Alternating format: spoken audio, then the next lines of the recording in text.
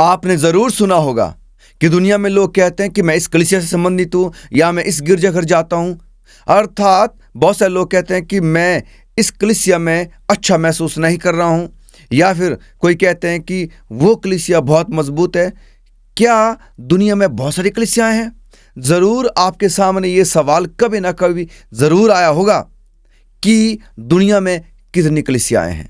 क्या मैं जिस कलीसिया से संबंधित हूँ क्या वो सही है, या मुझे कोई और चर्च या कलीसिया देखनी चाहिए?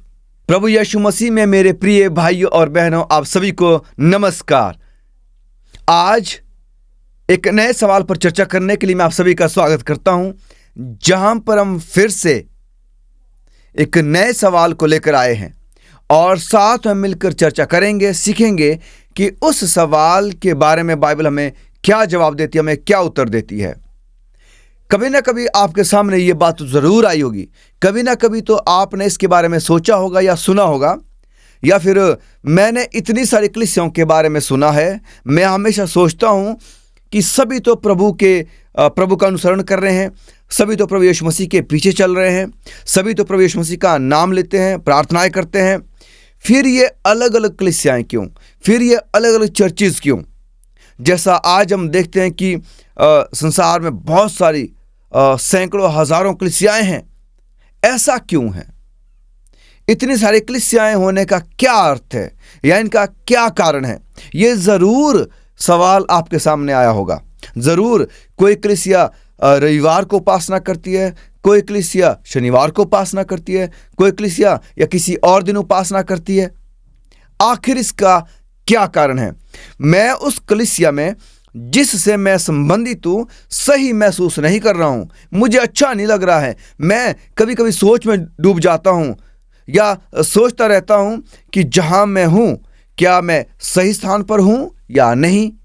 आपने ज़रूर ये सवाल अपने मन में कभी ना कभी ज़रूर सोचा होगा, क्या मैं जहाँ पर हूँ क्या ये सही स्थान है, या क्या यह मैं हूँ या कलीसिया है कि मुझे अच्छा महसूस नहीं हो रहा है, या फिर मैं सही महसूस नहीं कर रहा हूँ। ज़रूर आपने कभी ना कभी मेरे प्यारों सोचा होगा। सारी कलीसियाओं में मैं कैसे पहचान सकता हूँ कि कौन सी कलीसिया मसीह पर या फिर बाइबल पर आधारित है? अब आप ये कहेंगे कि सारी कलीसियाएं प्रभु यीशु मसीह का ही प्रचार कर रही हैं, या प्रभु यीशु मसीह पर ही विश्वास करती हैं, या प्रभु यीशु मसीह से ही प्रार्थना करती हैं, या प्रभु यीशु मसीह को ही प्रभु मानती हैं, और सारी कलीसियाएं एक ही बाइबल पढ़ती है। तो फिर आप ये सवाल क्यों पूछ रहे हैं कि दुनिया में मैं जिस कलीसिया में हूँ क्या वो सही है, या क्या मुझे उस कलीसिया में होना चाहिए या नहीं होना चाहिए? आप ये गलत सवाल कर रहे हैं। पर मेरे प्रियो, अगर आप ध्यान दें, गौर करें, तो आप पाएंगे कि कहीं ना कहीं ज़रूर मैं ये सोचता हूँगा कि जिस कलीसिया से मैं संबंधित हूँ क्या वो मुझे परमेश्वर में जुड़े रखने में पूरी सहायता करती है या नहीं करती है। जी हाँ, बिल्कुल, आपने जो सुना वो सही सुना। आइए इस सवाल पर चर्चा करते हैं। ऐसे कई कारक या कारण हो सकते हैं जो हमें पता लगाने में पूरी भूमिका निभाते हैं कि आप या मैं जिस कलीसिया में हैं, मैं वहाँ सही महसूस क्यों नहीं कर रहा हूँ। यह तय करने के लिए या पता लगाने के लिए इसका मुख्य कारण यह है कि आप सही कलीसिया में हैं या नहीं है। उनके विश्वासों के बयान के लिए बाइबल का समर्थन क्या है, वो क्या विश्वास करते हैं, बाइबल से उनके सिद्धांत है वो क्या हैं, ये बहुत ज़्यादा मायने रखता है एक कलीसिया में। क्योंकि आप जिस कलीसिया में हैं उस कलीसिया के अलग अलग सिद्धांत होते हैं। जैसे उदाहरण के लिए अगर मैं आपको कहना चाहूँ, कोई कलीसिया इस बात पर विश्वास करती है या उनका यह सिद्धांत है कि डुबकी का बपतिस्मा जो वो सबसे सही और उचित बपतिस्मा है, वो बाइबल का बपतिस्मा है। कोई कहती है कि आप छिड़काव वाला बपतिस्मा कर सकते हैं, कोई कहते हैं कि आप झंडे के नीचे से जो गुजरते हैं वो बपतिस्मा भी हो सकता है, कोई कहते हैं कि आप पानी में उतर जाइए और अपने आप को डुबा दीजिए, वो सही बपतिस्मा है। ये एक सिद्धांत मैंने बाइबल से लिया है। तो आपको क्या लगता है कि कौन सा सिद्धांत सही है? ना केवल बपतिस्मे के बारे में, पर बाइबल के ऐसे बहुत सारे सिद्धांत हैं जिन्हें बहुत सारी कलीसियाएं अलग अलग तरीके से मानती है। तो आप इस पर क्या विश्वास करते हैं? ये एक बहुत बड़ा सवाल आपकर मेरे सामने उठ खड़ा होता है। आगे, जबकि सभी कलीसियाओं का दावा है कि वे सच्चाई का पालन कर रहे हैं, क्या आपको लगता है कि वो सच में सच्चाई का पालन कर रहे हैं? सच्चाई का अर्थ है कि जैसे बाइबल कहती है ठीक वैसे ही अनुसरण करना। सच्चाई से मेरा अर्थ है कि जैसे बाइबल ने आज्ञा दी है या जैसे बाइबल ने बताया है ठीक उसे वैसे ही मानना। उदाहरण के लिए, बहुत सारी कलीसियाएं मानती है कि सब्बत का पालन ठीक वैसे ही किया जाना चाहिए जैसे बाइबल कहती है। बहुत सारे लोग कहते हैं कि नहीं, हम किसी भी दिन उपासना कर सकते हैं। आपको क्या लगता है? क्या आपके मन में कभी ये सवाल आया? आप सोचते होंगे कि बहुत सारी कलीसियाएं रविवार को उपासना करती है, रविवार को आराधना करती है, कुछ कलीसियाएं शनिवार को, या कुछ कलीसियाएं किसी और दिन उपासना करती हैं। ऐसा क्यों है? बाइबल हमें स्पष्ट परीक्षा देती है, जैसे कि यशाया 8:20 में लिखा गया है। यशाया 8:20, व्यवस्था और चितौनियों ही की चर्चा किया करो। यदि वे लोग इस वचनों के अनुसार ना बोले तो निश्चय उनके लिए पौ ना फटेगी। जी हाँ, बिल्कुल साफ शब्दों में यहाँ पर परमेश्वर का वचन कहता है कि अगर वे परमेश्वर के वचन के अनुसार ना बोले, या उनके सिद्धांत परमेश्वर के वचन के अनुसार ना हो, या उनकी शिक्षाएं परमेश्वर के वचन के अनुसार ना हो, तो उनके लिए पौ ना फटेगी। साफ बिल्कुल लिखा गया है। तो इसीलिए मैं जिस कलीसिया से संबंधित हूं या जिस कलीसिया में मैं रहता हूं, जिस कलीसिया से मेरा संबंध है, उनके सिद्धांत बाइबल से उनका होना बहुत जरूरी है। जैसा कि आप अपने कलीसिया के विश्वासों की तुलना परमेश्वर के वचन और परमेश्वर की व्यवस्था और भविष्यवक्ताओं की गवाही से करते हैं, पवित्र आत्मा से यह प्रकट करने के लिए कहें, प्रार्थना करें कि पवित्र आत्मा आप मुझे प्रकट करें, आप मेरी सहायता करें, आप मेरी मदद करें कि क्या कोई सच्चाई है जो आपकी कलीसिया द्वारा उल्लंघन जिसका किया जा रहा है, या कोई ऐसी आज्ञा है, या कोई ऐसा सिद्धांत है जो आपकी कलीसिया द्वारा नहीं माना जा रहा है। क्योंकि ये बहुत जरूरी है कि जिस कलीसिया से हम संबंधित है वो किन बातों पर विश्वास करती है, किन सिद्धांतों को मानती है, बाइबल की कौन सी बातें या कौन सा उनका आधार है, उनके कलीसिया की नींव है। क्योंकि यदि नींव मजबूत है, यदि नींव जो उनका आधार है वो अगर मजबूत है, तो आपका विश्वास जिस पर आपकी कलीसिया बनी है वो भी मजबूत होगी। और परमेश्वर ने वादा किया है, अगर आप परमेश्वर के वचन में पढ़ेंगे, अगर आप पढ़ेंगे तो साफ तरीके से लिखा गया है यूहन्ना 16:13 में, यूहन्ना उसका 16 अध्याय उसकी 13 आयत में अगर आप पढ़ेंगे तो यहाँ लिखा गया है, परंतु जब वह अर्थात सत्य का आत्मा आएगा तो तुम्हें सब सत्य का मार्ग बताएगा, क्योंकि वह अपनी ओर से ना कहेगा, परंतु जो कुछ सुनेगा वही कहेगा और आने वाली बातें तुम्हें बताएगा। जी हाँ, यहाँ साफ तरीके से कहा गया है कि जब हम मांगेंगे, जब हम प्रार्थना करेंगे, तो वो जो सत्य का आत्मा है वो हमारी अगुवाई करेंगे, हमारी मदद करेंगे, सहायता करेंगे सच्चाई में परमेश्वर के साथ चलने के लिए, सच्चाई में बने रहने के लिए, सच्चाई के जो सिद्धांत है उनका पालन करने के लिए, परमेश्वर की आज्ञाओं का पालन करने के लिए। एक कलीसिया या एक मसीही अंत समय में कैसे होंगे उसके विषय में।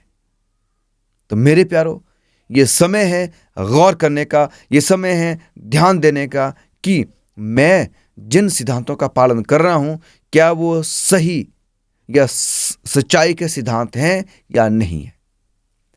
यहोवा अपने वचन के प्रति वफादार है, तो जरूरी है कि हम भी उनके वचन के प्रति वफादार रहें। यदि प्रभु ने उल्लंघनता को प्रकट किया है तो आपको सही और सच्ची कलीसिया खोजने की आवश्यकता है। आपको लगता है कि नहीं, यह सिद्धांत मेरी कलीसिया में सही नहीं है, या जिस कलीसिया में मैं हूं यह सिद्धांत बाइबल के अनुसार नहीं है, यह बाइबल आधारित नहीं है, यह बाइबल के खिलाफ है, यह बाइबल से बाहर है, तो आपको जरूरी है कि आप उस कलीसिया को ढूंढें या उसकी खोज करें जहाँ पर सच्चाई के सिद्धांत परमेश्वर के वचन से सिखाए और बताए जाते हैं। सही कलीसिया खोजने में आपकी मदद करने के लिए 12 और 14 में जो प्रकाशित वाक्य में जो परमेश्वर ने इसका वर्णन किया है, प्रकाशित वाक्य 12 और 14 अध्याय में आप वहां पर पढ़ सकते हैं। पहला तो प्रकाशित वाक्य 14 की 12 में लिखा गया है, आइए पढ़ते हैं।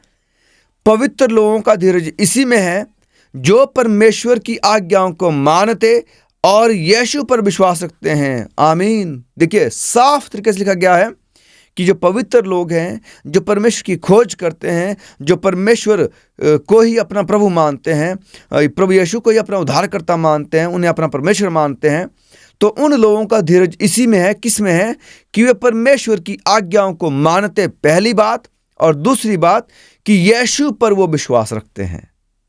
अब आप कहेंगे कि जी हाँ, हम परमेश्वर की आज्ञाओं को मानते हैं, हम प्रभु यीशु पर विश्वास रखते हैं, पर क्या सच में हम परमेश्वर की आज्ञाओं को मानते हैं? सोच कर देखिए मेरे प्यारों। ये नहीं कि जी हाँ हम मानते हैं, साधारण शब्दों में नहीं, पर प्रार्थना में बड़े ध्यान मग्न होकर जरूर इस बात को सोचें कि क्या मैं सचमुच में परमेश्वर की आज्ञाओं को मानता हूं, और यीशु पर जो विश्वास रखते हैं, क्या सच में मैं विश्वास रखता हूं? सोचें, गौर करें, ध्यान दें और प्रार्थना करें। परमेश्वर आपके सामने जरूर इस बात को रखेंगे कि क्या मैं सच में परमेश्वर की उन आज्ञाओं को मानता हूं, उनका पालन करता हूं, या सच में यीशु पर विश्वास करता हूं या नहीं करता हूं। आखिरकार इसका क्या मतलब है, हम आने वाले समय में इसको सीखेंगे। दूसरी आयत प्रकाशित वाक्य 12 की 17 में, प्रकाशित वाक्य 12 की 17 में, और अजगर स्त्री पर क्रोधित हुआ और उसकी शेष संतान से जो परमेश्वर की आज्ञाओं को मानते और यीशु की गवाही देने पर स्थिर हैं, लड़ने को गया, और वो बालू के समुद्र पर जा खड़ा हुआ। यहां पर भी फिर से यही कहा गया है कि जो परमेश्वर की शेष संतान है, जो परमेश्वर की बकिया कलीसिया है, जो परमेश्वर के बचे हुए लोग हैं, अर्थात जो परमेश्वर की सच्चाइयों का पालन करते हैं, परमेश्वर की आज्ञाओं का पालन करते हैं। यहां पर लिखा है कि जो परमेश्वर की आज्ञाओं का पालन करते हैं, शेष लोग कौन है? वो बकिया कलीसिया कौन है? वो परमेश्वर के सच्चे लोग कौन है? जो परमेश्वर की आज्ञाओं को मानते और यीशु की गवाही देने पर स्थिर रहते हैं। उनसे वो शैतान, वो अजगर क्या है? वो क्रोधित है। तो आप फिर से गौर करके देखें, ध्यान दे के देखें कि क्या शैतान मुझसे भी क्रोधित है? क्या शैतान मुझ पर भी उतना ही क्रोधित होता है जितना कि परमेश्वर के लोगों पर क्रोधित होता है? और ये ध्यान मग्न होने की, ध्यान देने की जरूरत है मेरे प्रियो, कि मैं जिस कलीसिया से संबंधित हूं, उनके क्या विश्वास है, उनकी क्या मान्यताएं हैं, उनके क्या सिद्धांत हैं। परमेश्वर की अंत समय की कलीसिया परमेश्वर की 10 आज्ञाओं को मानेगी। पहली बात, जैसे हमने अभी तक पढ़ा कि वो परमेश्वर की आज्ञाओं को मानते हैं, तो पहली बात यह है कि क्या जिस कलीसिया में मैं हूं वो 10 आज्ञाओं को मानती है या नहीं मानती है। आप कहेंगे हाँ जी मानते हैं, हम एक ही परमेश्वर की आराधना करते हैं। जी ठीक है, तो क्या कलीसिया में कोई मूर्ति पूजा तो नहीं है? सोचे। अगली बात, क्या कलीसिया का ऐसा सिद्धांत तो नहीं है जो परमेश्वर का नाम व्यर्थ लेते होंगे? सोचे। क्या आपका सिद्धांत, आपकी कलीसिया सब्बत का पालन करती है? और मैं सिर्फ सब्बत नहीं, 7वां दिन सब्बत की बात कर रहा हूं। जो 7वें दिन सब्बत है वो ही सच्चा सब्बत है मेरे प्रियो, 7वां दिन सब्बत।